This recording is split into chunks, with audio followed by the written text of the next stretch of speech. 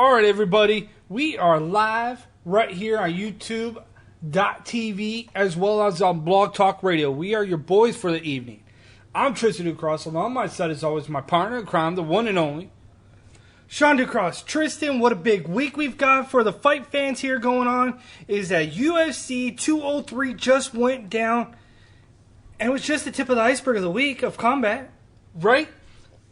UFC 203 happened, and the much anticipated debut of CM Punk lasted all about 2 minutes.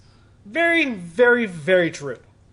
When you look about what happened at UFC 203 and you're wondering about, well, this just went on and this is all happening, you gotta take it with a grain of salt and realize, you know what?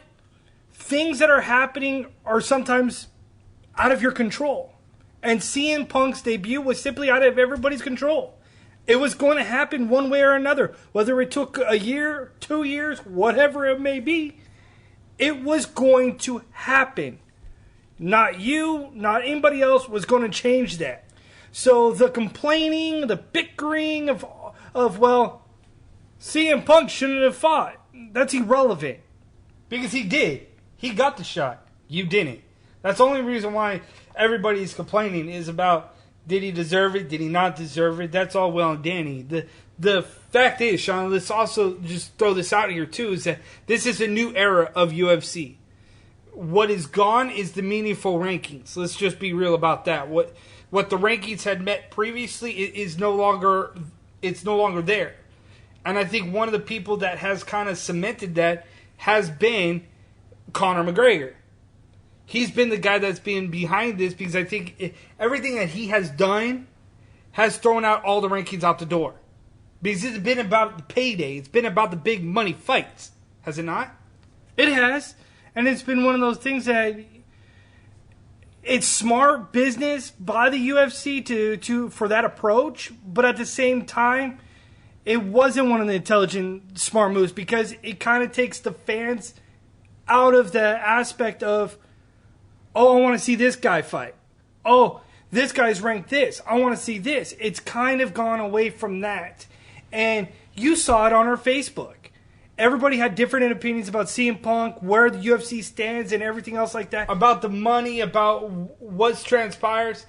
Everybody had their opinion. And it's truly amazing when you think about it. Because what is gone are the days of the rankings. What is gone of today is what your opinion matters the most. What is the reality of the situation is that we are looking at an environment that is no longer, in my eyes, about the fighters. It's no longer about what is going on now. It is more about the entertainment value. It's more about not putting on the best fights, but the best show. And if you want to go that approach, I'm perfectly fine with it. But see, I'm okay with that. They just have to tell people that that's the direction they're going. Absolutely. Because I'm looking at it as exactly like Bellator. But more of a heavier, money-driven Bellator, if that makes sense. It does make a lot of sense. I think they've seen what Bellator has done successfully. Again, we say it almost every show to the combat fans. Okay? We say it about maybe 3 times a show, it seems like. And people are probably getting annoyed with it. But the reality of the situation is that UFC is WWE. You go across the bow and you look at Bellator. Bellator is Impact Wrestling. You look at the things that Impact Wrestling has done successfully, and then you look across and transition over to the to the WWE, and you see subtle changes of, well, I just saw that over on Impact. But because they've got the money and because they've got the revenue, it looks a little bit different. Better. UFC is kind of going that route when it comes to putting fights together. They're doing it a little bit better. They're not bringing in 40-year-old guys.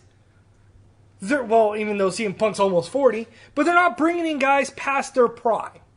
They're bringing in guys who maybe have the capability of transitioning and maybe not. So That's the biggest difference. That's what I see. But it would be nice for the UFC to hint at that a little bit more and change that. It's just like when we were talking on our Facebook about the pay that CM Punk got of $500,000. That kind of turned into a whole thing on its own. Because you look at it and go, well, that's interesting because of the fact that he shouldn't have made $500,000. But you can't control that. He made $500,000 and $2,500 on the Reebok deal. On paper, that's not fair. How does that make any sense to what everybody else makes? And then it was, well, Sean, how does it make any sense for, say, Sage Northcutt? If Sage Northcutt came in and made $120K, how's that any different than what CM Punk did? My rebuttal to that is simple. Yes, it was a far cry from what he probably should have made, but statistics say that he was a good amateur. Statistics shows that he was going pro. He had fights and legitimacy to his name. And then we get the rebuttal about, let's talk about selling the fight. Let's talk about selling the card, right? Conor McGregor can do that. Like nobody's business. Brock Lesnar can do it like nobody's business. Good for the sport, bad to the sports. Everybody's going to have their own opinion. But here's the kicker. The sales went through the roof for the merchandise, okay? Yeah. For CM Punk. The pay-per-view buys doubled. From what I'm hearing, yes, has doubled.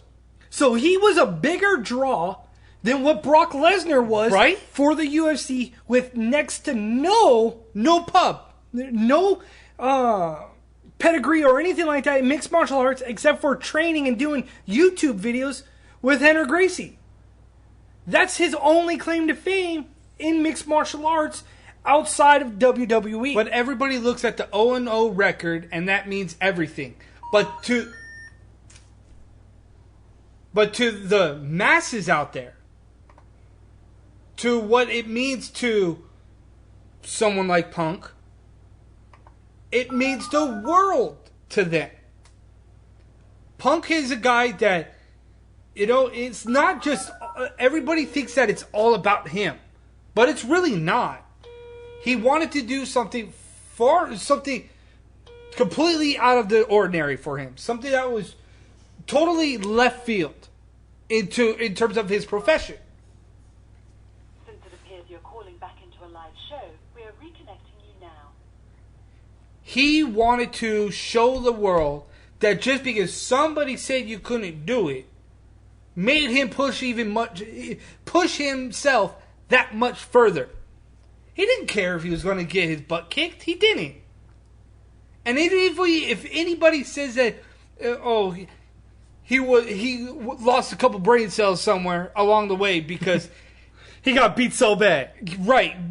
Beautiful violence was absolutely put on him.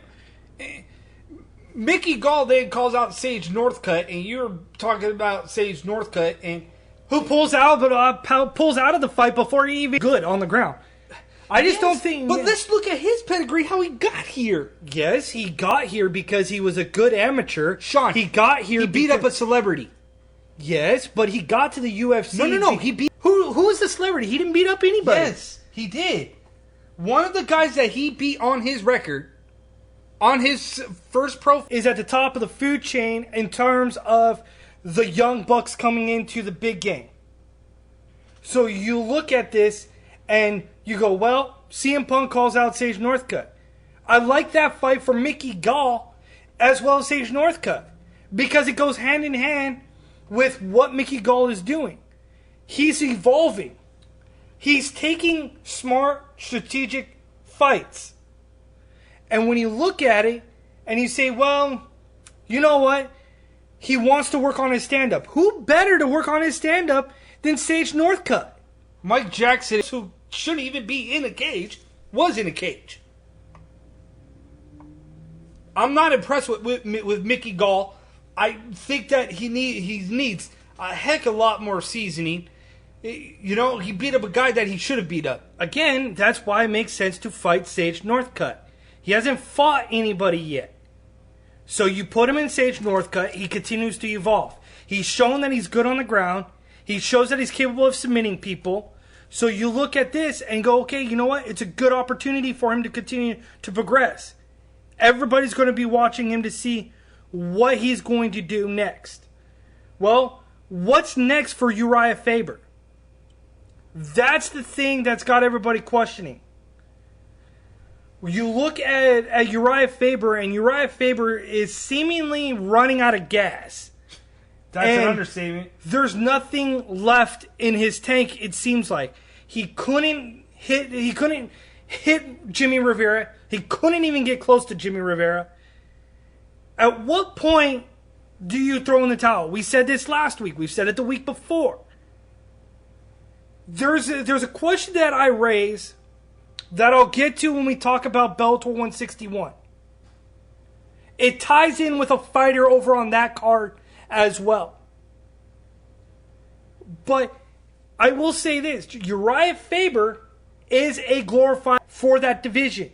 All he is at the middle of the road. People are going to go fight him to earn the status of climbing up the non-essential rankings. So you look at it and you go, well, it makes no sense. But I'm just wondering about, well, you look across the bow and you say, well, he lost 21 pounds. He had to cut 21 pounds to make this fight. Very true. So how many people are going to make that plea against him as why he didn't beat Jimmy Rivera? I don't know. They're now talking about Uriah Faber facing John Lineker. And he'll get his head punched right through the cage. That fight alone scares me.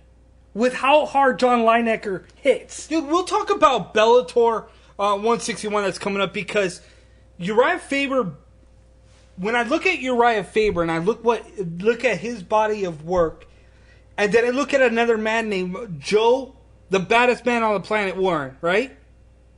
I look at those two, I can almost compare the similarities of the two. Because of where they've gone, where their paths are taking them. And I look at Uriah Faber, and he is a glorified gatekeeper right now for that division. Like, he's the guy that, safety that goes with Joe Warren. He's the guy that has the name. He has the pedigree behind him. He's been the champion. He's the guy that everybody, no matter how good he is or how talented he is or what's left in his tank, he's the guy that on your record, you want to have him on your record. You beat Uriah Faber. Your standing in the rankings immediately jumps you up, Sean. Because you beat up a guy that is just as talented or was talented and has a name behind him. Joe Warren, same exact thing. In his last 3 fights, he is, 0-2? But we'll get to that later. Yes. We'll get to Joe Warren and his issues over in Bellator later. The bottom line is the UFC with 203 somehow obliterated the ratings. Somehow CM Punk gets overpaid. But then you look at the main event. You look at, what is it? Stipe Miocic versus Alistair Overeem. What did I say last week? Stipe Miocic versus Overeem. I'm still trying to figure out what fight was that. Like, Overeem looked like he was scared, running around the octagon like as if Stipe Miocic was trying to catch him like a chicken. And I don't know why Overeem, with all the power and the brute force, what the issue was.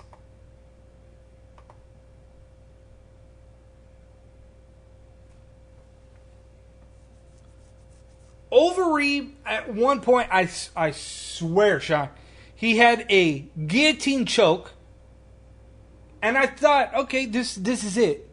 You're going to make Stipe Miocic choke out, and you're going to claim the world title. But he couldn't even get his hips in enough to get the choke in. So at what point do you look at Overeem and say, hey, if that's the kind of fight you're going to put on, step aside? Move over. There's nothing to see here. Because both of them were rocked several times. Yeah, but Stipe Miocic dug deep for a champion, stood tall in Ohio, and defeated a lackluster Alistair Overeem, who was running majority of the fight, apparently. And then on top of that, Alistair Overeem isn't the same Alistair Overeem that he used to be when he was on the juice. Call a spade a spade. It is what it is. He can't take a punch. So, is Alistair Overeem in his 40-plus win record, is he the new heavyweight gatekeeper of the division? Do you go through him like you go through Uriah Faber? See, at what point do you start looking outside of UFC and go after somebody that's on your local circuit that means a little bit more to your local circuits, that has put and paid his waves to start trying to do something about the heavyweight division? Because I look at the heavyweight division, and to me, there's a lot of gatekeepers. You got Junior Dos Santos. You have Travis Hopper Brown, which, really? Versus Verdum? He broke his finger. Poking the eye of Verdum. And when he broke his finger, he illegally stopped the fight. Like, that's not allowed. Because he freaked out.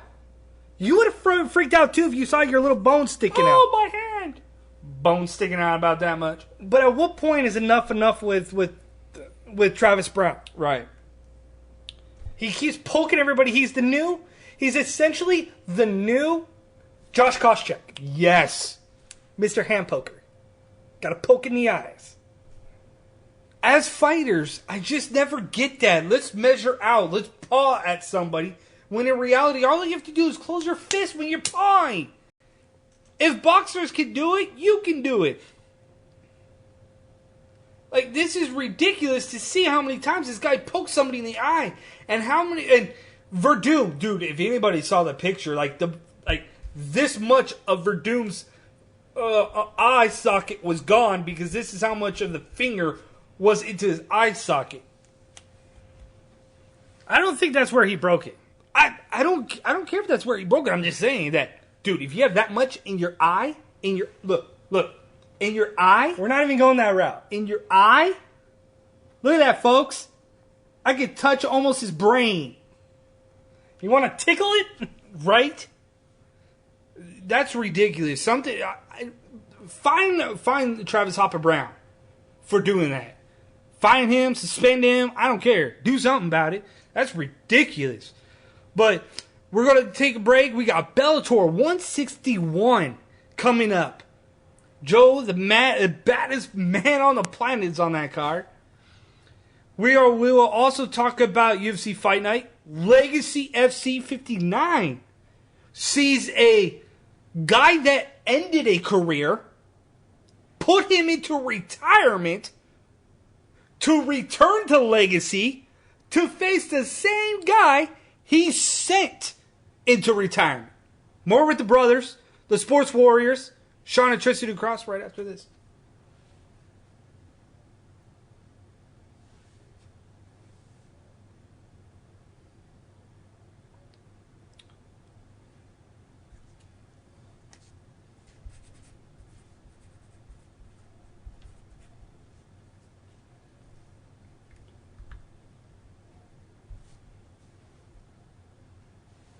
All right. So we are back. I'm Tristan Ducross. On my side, as always, my brother, my partner in crime, the one and only Sean Ducross. Dude. Bellator 161 is this Friday. Right? And are you kidding me?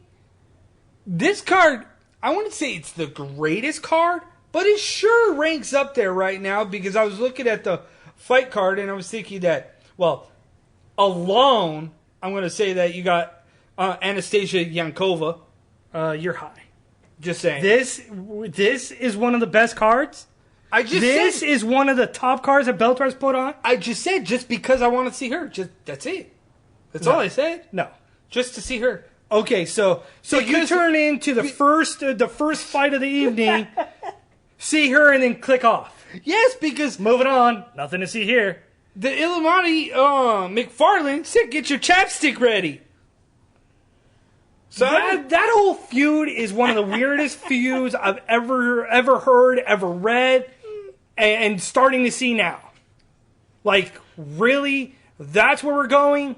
Like, the trash talk is so weird that it makes little to no sense. How she has a crush on her, or whatever it may be, this sexual tension that she talks about, is so weird that it's only going to make how it ends even weirder. Just straight up. It should be on pay-per-view. Okay, let's not make this seem any weirder than what it is. But this whole fight card is weird. Because the only thing of any relevance to me is the fact that you got the Joe Warren fight.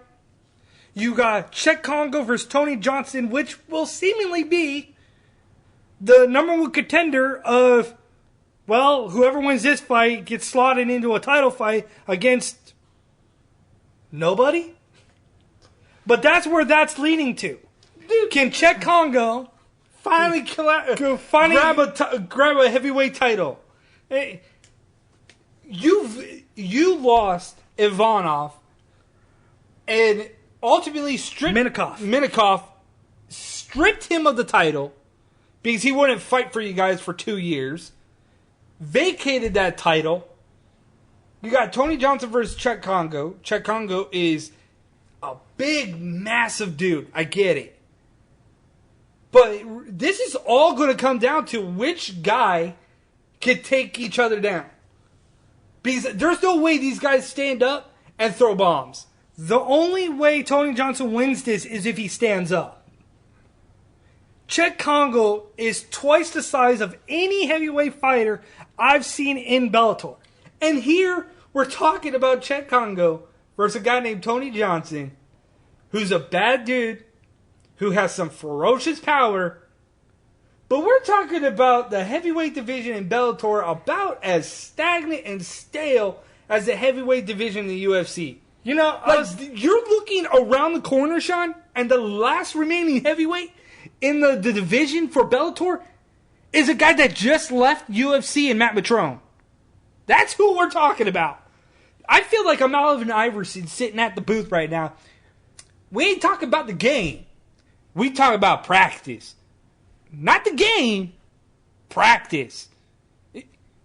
We ain't talking about anybody relatively good left in the heavyweight division. We talk about Matt Mitrone.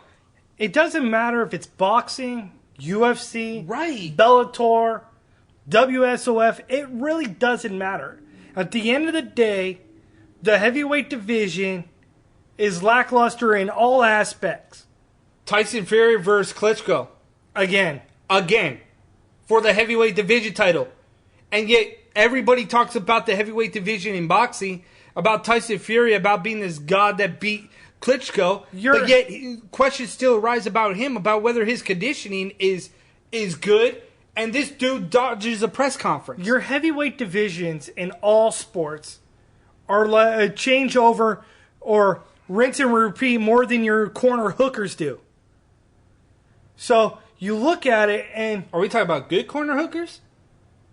You're talking about hookers in general. Okay, just saying. There's more turnover and more rinse and repeat with heavyweights than there are with your corner hookers. You could go down a corner somewhere in LA probably and get a different hooker each of the night. You look at the heavyweight divisions in all aspects of combat sports. So the heavyweight divisions are like hookers. Got it. They're worse than hookers. They're like your bad corner hookers. where you got some pimp standing on a corner, and he's like, dude, I swear, these are the 5 best hookers in the world. But except it turns out that it's Fallon Fox on the corner. There you go. That's a little harsh, but okay. Next thing you know, you're going to say Caitlyn Jenner. That's a whole different thing. Let's keep it civil and not bring in outsiders into the show that's going to turn this completely sideways, Tristan. Like you did with the whole Mickey Gall thing, saying he fought a celebrity, which he did not. So you look back and you go, well, that's where the heavyweight division is going. So Chet Congo versus Tony Johnson, he's going to engage in a clinch warfare with Tony Johnson. But you don't want to be in a clinch warfare. Not with that big guy. You want to try to keep that distance. Tony Johnson is no King Mo the Wall either, so he ain't taken down. No, so he needs to be able to hit him often, because if you can hit Chet Congo, we've seen it. Chet Congo can go down. Yes, he can. Chet Congo is beatable. When you look at everything, that's where I see with that. I have Chet Congo winning the fight. Oh, I have Chet Congo winning that fight because I think that in hindsight, it's his time. So, KSW has the best heavyweights in the world. Well, that may be true. But I'm just talking from another outsider's perspective. So, you look at that, then you also have Joe Warren fighting a guy named Kayaki from UFC. Kakai! I feel like some kind of bird. And you look at it, and Joe Warren is 0-2, and then he has one no contest. Joe Warren is up there in age. There's only so much he can rely on his wrestling. There's only so much he can rely on his wrestling to win fights, to establish the ground. You only can do so much. He's what I classify as what Faber is. You look across the bow, and you look at Faber, Joe Warren is the same thing. They're very close in age. They both have a name. They're both the company man. They're both going to do what's best for the promotion and fight who the best is for either putting them over or keeping them established. Gatekeeper. So, Joe Warren is the epitome of what a gatekeeper is.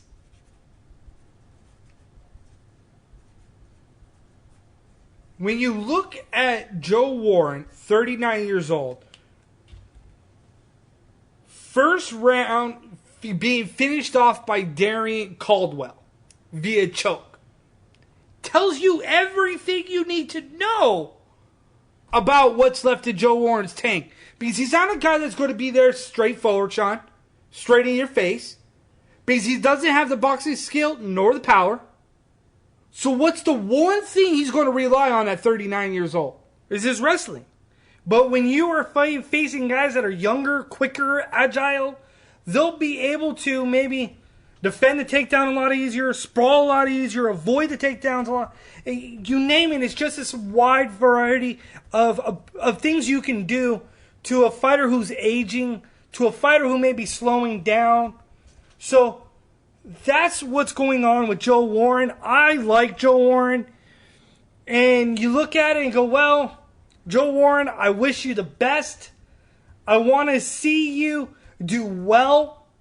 But at the end of the day, you may have to think about your future. Like I keep saying about Uriah Faber. Man, today I just want to call him Uriah Hall because Uriah Hall fights on UFC Fight Night 94 this weekend. And yet people are still talking about the highlight knockout back in the Ultimate Fighter. That's his claim to fame, Mr. Jekyll and Hyde. Yeah. My Lord. And then you get, so when you look at Bellator, that's kind of where you look at Bellator and go, well, their fight card this weekend is not that appealing. The UFC Fight Night 94 card, 2 fights alone to me are a little bit more appealing. So you look at that and you got Uriah Hall, who's ranked number 9, versus Derek Brunson, ranked number 10. This is an interesting fight because Derek Brunson is on a 5-fight win streak, likes to get inside, win the clinch battle, while Uriah Hall is more of an outside striker, keeps his poise, but is coming off kind of flashy at times. Kind of flashy, loves his spinning kicks, kind of like Raymond Daniels. You look at that and say, well, he just lost to Robert Whittaker. Is he going to be gun-shy? Because he's shown in his past he can be gun-shy after he comes off of a loss. If he comes off gun-shy against Derek Brunson may go ahead and knock him out because he's ended the last 3 fights via TKO. So that fight alone is worthy of entertainment. See, and it's bad of the Mr. Jekyll and Hyde himself in Uriah Hall has been his inability to stop wrestlers. And Brunson is a Mac technician when it comes to being able to take guys down to the ground. In 15 minutes, he averages 3.6 takedowns. So the guy's not afraid to shoot. He's not afraid to get the fight down to the mat. He's perfectly well within his range to get the fight down if he needs to get that. So don't you think that this fight between Uriah Hall and Derek Brunson is almost a suicidal mission for Uriah Hall to face a guy that is 6-1, his kryptonite, and throwing him in a cage against Brunson? It could be. And I'm trying to think about where I wanted to go with that, because you look at, if Uriah Hall loses again, right, where does he go? We've been talking about the theme is gatekeepers, or in the sense of the title of the show today, stay or leave. Staying or leaving. Is Uriah Hall on that border, on that fringe of he may be on his way out if he doesn't find a way to win the bigger fights? See? Because essentially the fighter that wins this can get launched again into a potential title contention due to the fact that it's a revolving door. So that's what's on the line for both fighters going here. What about look, staying or leaving? Our tagline for the show, okay? Uriah Faber, staying or leaving. Uriah Hall, staying or leaving. Joe Warren, staying or leaving. You have literally the same thing that is going to happen with the main event. Dustin Poirier versus Michael Johnson. One of them, if Dustin Poirier wins, Poirier, all he has to do is be patient. He'll eventually get his due. But I mean, he's behind guys like Rafael Dos Anjos, Tony Ferguson. You could even throw in Edison Barboza. You could throw in Conor McGregor if you wanted to. But Dustin Poirier is going to have to learn patience. He's strung on wins here. If he loses, everything that he has worked for by stepping up to 170, gone out the window. 155, gone out the window. Michael Johnson, similar issue here. Lost back-to-back fights, sliding backwards, needs to stop the momentum of sliding backwards, because if he slides any further, he's on his way out. And he can't afford to lose this fight against Dustin Poirier. Then it comes down to, is this a dangerous fight for both men? It is. It's a very dangerous fight. Dustin Poirier does not want to lose again. He's shown and made that perfectly clear coming in and dominating the 155 division since going up. When you look at who's in front of him at 155, it is a long hill to climb. But he is ranked 7 on the UFC rankings. So you look at the positioning, he's well within that range to get a title shot. So you've got guys that are ahead of him, and you've got guys that are in line for a title shot against Conor McGregor. Conor McGregor at 145. But at 155, you've got guys. Personally, I wouldn't mind seeing the Conor McGregor fight.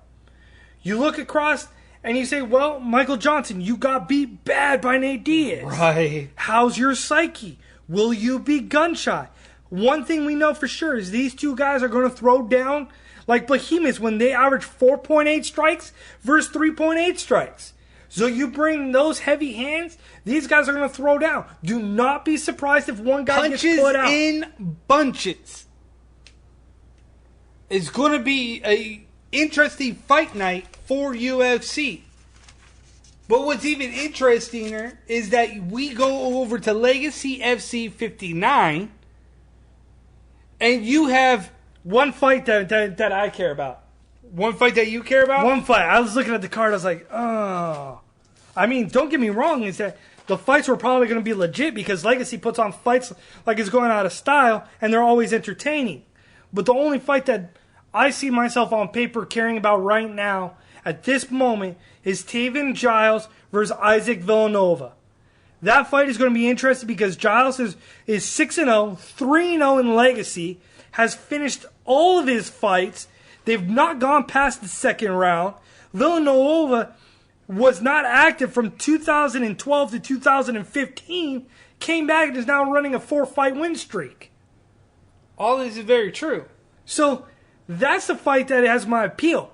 I'll be tuning into Legacy to see what everybody else does. I'm going to tune in just to see the former UFC guy Tim Means versus Pete Spratt. That's an interesting fight. Pete Spratt was put into retirement back at Legacy 27. Tim Means gets the job again to just say, dude, just stay retired. Just stay retired. Dude, you're a legend of the sport, but at 45 years old, put pause on your career because I'm about to end it for the second time.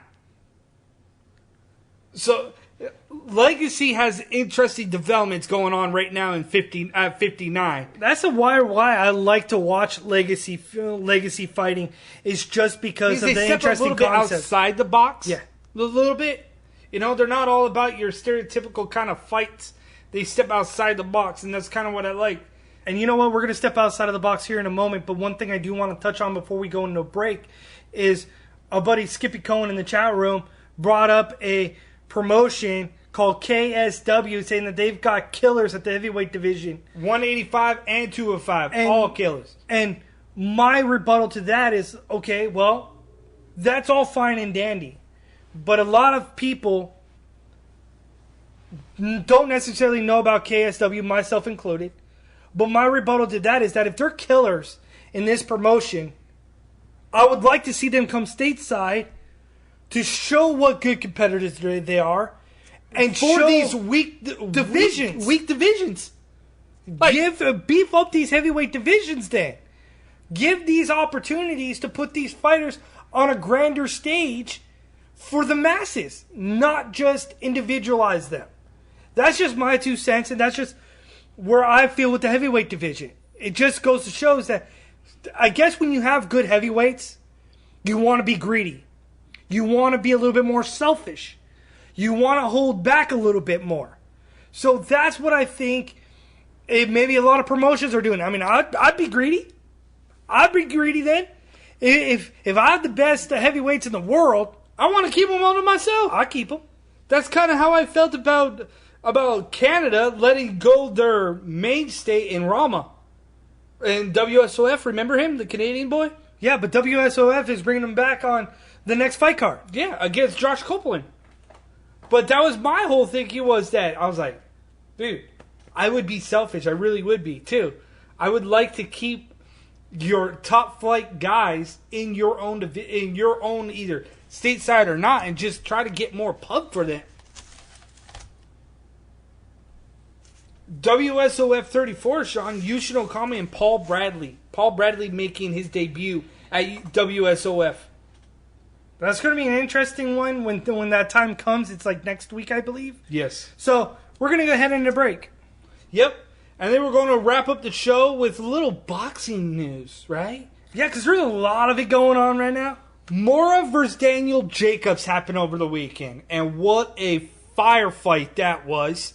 Triple G took on Kell Brook in what ended in not a very good fashion that left a lot of people with question marks. A lot of people with question marks. So more boxing news to wrap up the show with your boys, Sean and Tristan Cross, the Sports Warriors. Be right back after this.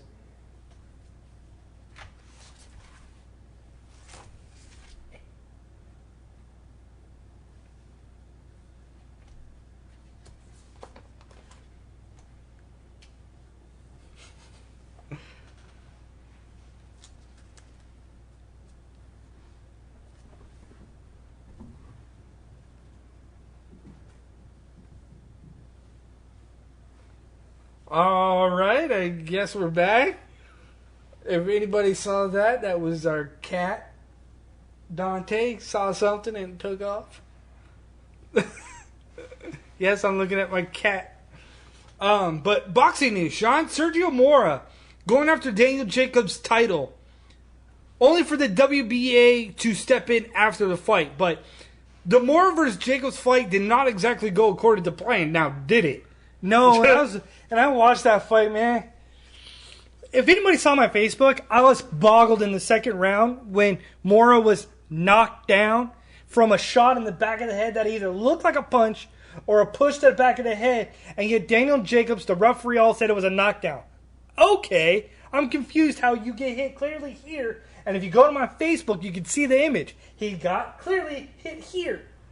And once again, they call it for a knockdown. But that defeats the purpose, because the bottom line is that you saw Daniel Jacobs establish his power in that fight. And I swear early and often. I swear in the first round, he broke the rib of Sergio Mora with a left hook to the body that seemingly just stung him. And then he was never really the same after that. No. And you go back and you watch that fight, and it's just like, Sergio Mora tried to toughen up, tried to get something going, but he was never quite the same after that. And then when the 7th round came, the first knockdown that happened was an overhand right. Boom, put him down. It's like, okay, that's legit. That's your first legit knockdown of the fight. I will give you that. That was a solid punch. And then you look, the next one. Gets him up across the ropes. Wasn't hitting Mora almost at all. Mora was doing his little rope-a-dope, right, bending down, everything else like that. And Tarver was going off on Sergio Mora. Because Mora has this ability to rub up against the ropes, duck his head, get low. Says that if Sergio Mora did that in amateur boxing, he'd be disqualified. That's his technique of defending. If you can't hit him, that's not his fault. But it's okay for Floyd Mayweather to do the shoulder rolls? So, he just kept taking a shot at Sergio Mora every time he got. Everybody takes shots at him. But at the end of the day... It's like everybody taking shots at The Miz. How he fights is a coward. Well, I've been doing it for 15 plus years. I'm still doing it. You're on the sideline, you can barely remember your name. Yeah, so you look at it, and then Daniel Jacobs, after he got him against the ropes, hit him with another right solid shot to the body. One thing in boxing is that if you've got a guy who's quick, unorthodox, awkward, whatever it may be, one way to slow the guy down is go to the body. Always. It's seemingly always to the body. Realized that when he got to the 7th round, it was like, okay, I got to figure out how to slow him down. And then next thing you know, as soon as he got up on the ropes, it was ripping off body shots. And he doesn't hit softly. You saw the power coming in to contact 90% of the time. So he hits him with a right hook to the body, dropped Mora. I was like, oh man, this is bad. Then you go, and Mora moves around to the far side of the ring, gets up against the ropes again, ripping off shots. Then just puts that well-placed left hook to Mora's body, drops Mora. And then that was it. Mora couldn't get up. The corner of Mora stood up, told the doctor enough's enough. Mora got up, looked over at his corner and said, I'm okay. I'm good. I know. Yep. Basically acknowledging that it was a good stop. There was no way he could have competed. So I give props for a 35-year-old in Sergio Mora trying to take a WBA title away from Daniel Jacobs, a much younger fighter with much more power. One thing I do tend to lean across from what I heard in this fight was maybe Mora was trigger happy. He got that one taste of, oh, I can put him down, right? Thinking that he could put him down. Careless about his own body of work and his own plan. Even though Mora told us he's a grinder. He's a long-distance fighter, not a short distance. He's a marathon fighter. He will string it out. And once you take that away from him, you take the body away from him, You are no longer that long distance runner. You are that short distance runners. You've become a sprinter trying to get to the end. Yeah. And at the end of the fight, Daniel Jacobs called for Triple G. And WBA says, absolutely, Triple G, you don't get to dictate who you fight next. We tell you who you fight next. What is interesting is that Triple G in his fight, after he beat Kell Brook, was that he called out Billy Joe Saunders. So you've got him being called out, but he doesn't call out Daniel Jacobs. But yet Daniel Jacobs called out Gennady Golovkin. Clearly, there's something going on where they don't want, where one wants to fight among the ranks, where one wants to fight, and then the other one doesn't want to fight. But Gennady Golovkin wants Billy Joe Saunders in his fight. And WBA says that's not going to happen. But yet, we'll have to wait and find out. Because of the fact that the World Boxing Association came out and said, Daniel Jacobs, you get Gennady Golovkin and the unification of the WBA title because Daniel Jacobs, believe it or not, actually has the real WBA middleweight title. Yep. The regular middleweight title, if you will. And what have I told you about the fake middleweights that are out there carrying around 1,000 different belts? Does not make you the true champion. Yeah, so in this request, I guess you can say, from the World Boxing Association is that Gennady Golovkin's camp has 30-day negotiation period and 120 days to make the fight happen. Right.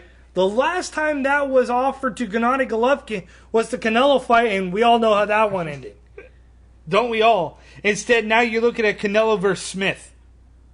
Canelo versus Smith leaves another interesting taste in my mouth. Because September 17th at the AT&T Stadium in Dallas, Texas. Nobody knows anything about Liam Smith. Liam Smith has boxed primarily in the UK. Primarily. Hasn't fought stateside.